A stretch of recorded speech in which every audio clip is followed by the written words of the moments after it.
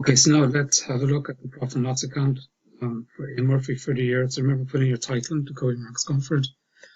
First item is always going to be sales. So we know that we calculate our total sales, step number 4, at 290,840. So that goes straight in. That's cost of sales. Your opening stock is 17,000. It's taken straight from the figures we're given at the start. So you've got stock of 17,000. Add your purchases. So we know that we've step number 5 to calculate your total purchases, which is 133,200. So you're going to add those two together.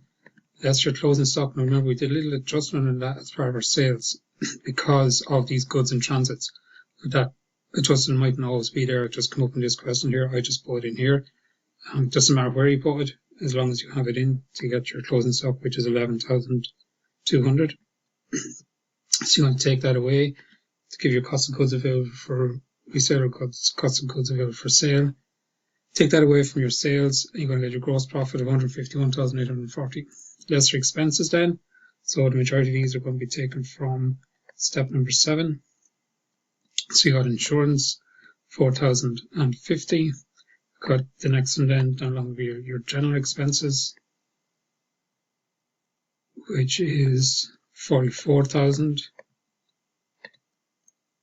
Then you got your light and heat, which is 5,385. And then don't forget your charity. So we paid charity here. It's an expense. So you need to include it here. Standing order for chartered organization, 3,000. So that needs to be included here as part of expenses. Look out for that. It's one that students fall down and by not including it.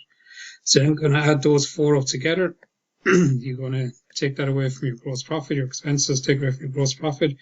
You'll get a net profit then of 95,450.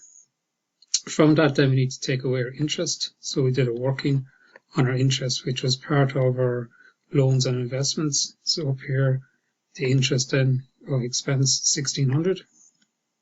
So go straight in, reduce it down, which gives us 93,850. And don't forget to put in your ad income, investment income of €30 that we get when we put away this 1,250. Tells in the question, we get €30. And you're going to add that on. So that gives us then our total figure from our profit and loss of profit of 93,835.